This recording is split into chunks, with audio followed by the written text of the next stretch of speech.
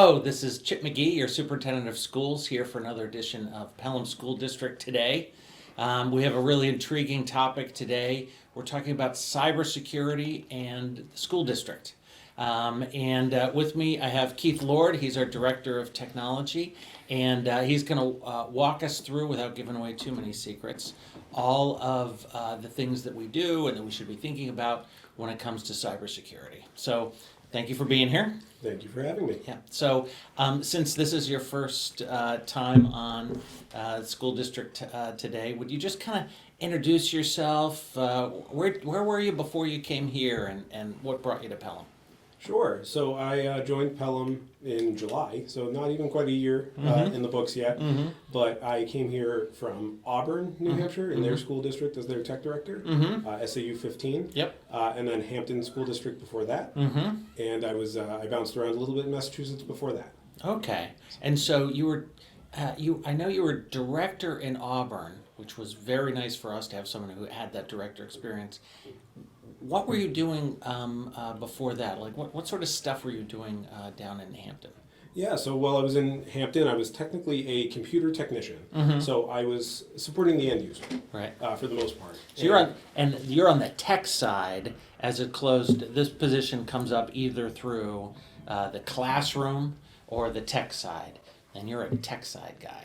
That's correct. Yep. I like to tell people all the time that I actually have a degree in communications instead. So Yep. I'm not so in the weeds with tech. I like to think that I bridge the gap a little bit. Yeah, yeah. And the reason I thought we would talk today is, while you look after lots of stuff, all technology, I think of it as making sure all the kids have Chromebooks, all the teachers have Promethean boards, that it's all working, that the infrastructure is working. There is a huge security question on kind of the back end. And so could you just describe what are some of the basic things that we and most school districts do in order to make sure students and data are safe? Absolutely. So it's more than just giving devices to the end user. Mm-hmm. Because if the end user has a device, we still have quite a bit of responsibility to give them connectivity, but also safe connectivity. Mm-hmm. So we approach it from a few different angles. Mm-hmm. There's the hardware side, Mm-hmm. which is where we have our internet service that comes into the district. Mm-hmm. There's a certain amount of filtration that happens just from an internet service provider. Mm-hmm. So the service provider filters. Mhm. Keep going. That's a very, very broad filter. Mhm. So we supplement it by having a firewall right Mhm. where the internet comes into our building. Mm-hmm. We then spread it across the district, so it's kind of one whole network no matter where you are on our campus. Yeah, the way I've thought of it is, from the internet's point of view, this is one big building. Even though we're multiple buildings, we have fiber optics all through the district. Is that right? That's correct. We have the main distribution frame, Mhm. or MDF, at the elementary school. Mm-hmm. So that's where the service provider actually comes in from the street. Mm-hmm. From there, it's distributed via fiber to each of our buildings. So each building has their own MDF, or main distribution frame. Mm-hmm. And then from there, it gets pushed out to cover the rest of the building. So there's the broad filter from the provider. Do we do any filtering ourselves? Yep, so we have a firewall in place, which is going to protect things that are here locally. Mm-hmm. And people are fairly familiar with the term firewall. Mhm. Where it gets a little bit more complicated is because we are dealing with Google and we're dealing with cloud-based and web-based apps. Yeah, and you have to go programs. out all the time to get your files or access reports, or even to share files, which we do so much of. And not only that, but we also supply a one-to-one device, which is mobile and able to be taken home. So because we provide those accounts, we actually have some responsibility to be protecting students when they are using, and staff for that matter, when they're using our accounts in our domain, even when they're not here. So the firewall is a great step to help us when you are using our internet service provider. But we have additional filtration through Google and also through another separate web filter application. That we actually use to help work on the account side, so that protection can follow you even when you're not on site. So it took me a while to understand this. So I think I know the answer, but you're telling me that when a student takes their Chromebook home for homework and they connect to their home Wi-Fi, that on their Chromebook if they're on their Chrome, their school district account, it's still filtered as if they were in the building? More or less. Uh-huh. It's what we refer to as a content filter. Mhm. So it's more based on the subject matter of That's what I they're meant. doing while they're online. Yeah. So the fact that they can't get to certain gaming websites, Mhm. because sometimes those sites, even though they seem like a great user interface and they're a lot of fun to play, Mhm. sometimes they open up a back door to something that's a little less intended Yeah. by the user. Mhm. So our web filter helps us try to filter out that kind of content. Yeah. That's helpful to know as a parent who might be thinking about, well, they have this device and it has a browser on it, and so does that mean the whole wide bad world of the entire internet is available? And if they're using their accounts with the school district, the answer is no. It's content-wise the same that are available here and filtered. That's right. So another question that I have having to do with cybersecurity, and this is, I'm going to start with end user, but you're going to help me talk about what do we do about that. One of the things I hear from you and from other superintendents is watch out for that spam folder that gets email or spam email that says click here, your W-2 is available, this is from the HR department, but it's not. So is there anything we can do about that? What do we do about that? Yeah, so what you're referring to is just one variety of a spam email, Mhm. right? That one in particular would be a phishing attempt. Mhm. They're trying to get you to click on something, they're trying to get you to call a phone number, Yeah. they're trying to get you to reply to an email address. Mm-hmm. Honestly, no matter what level of hardware, software, any kind of prevention I can put in place to stop that from getting through, Mm-hmm.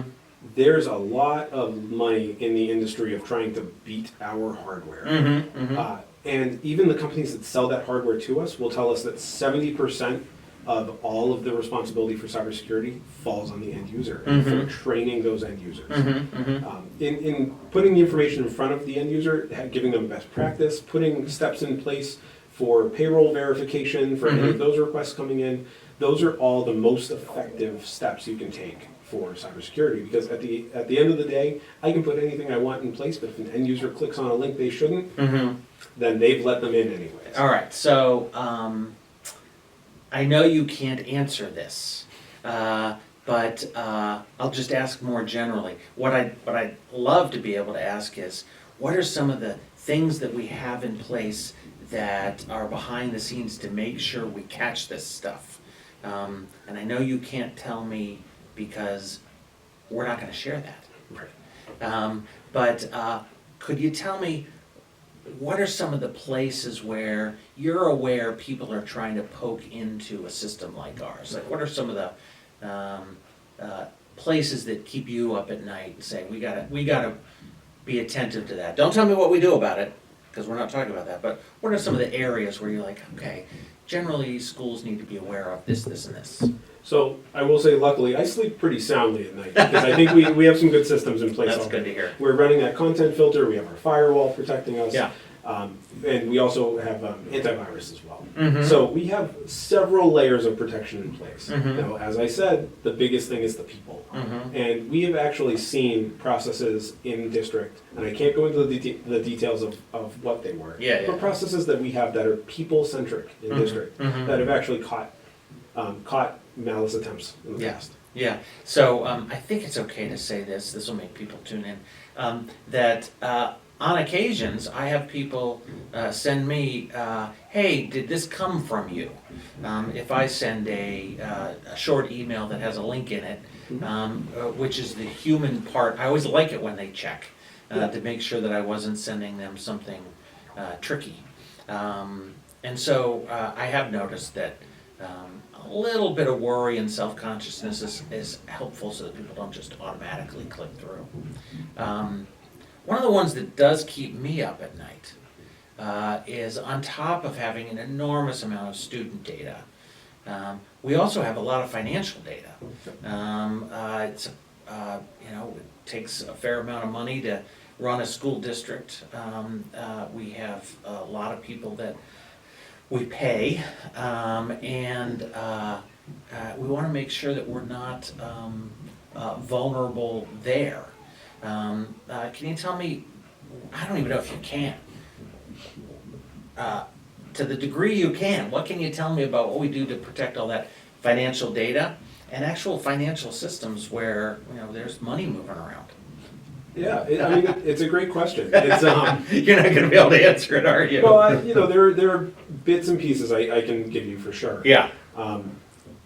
Primarily, again, we're talking about all of those systems exist behind our firewall, Yep. behind our content filter, Yep. behind our antivirus, Yep. and in the hands of our experienced users. Mm-hmm. So I can't speak highly enough about that end of it. In addition, I mean, a couple of steps that we take as a district, we do a biannual cybersecurity audit, where we actually bring in a third-party company in association with our the district insurance company. Mm-hmm. And with that agency, they actually do a pretty deep dive into our system and they identify vulnerabilities. Am I mistaken that they actually try and break in?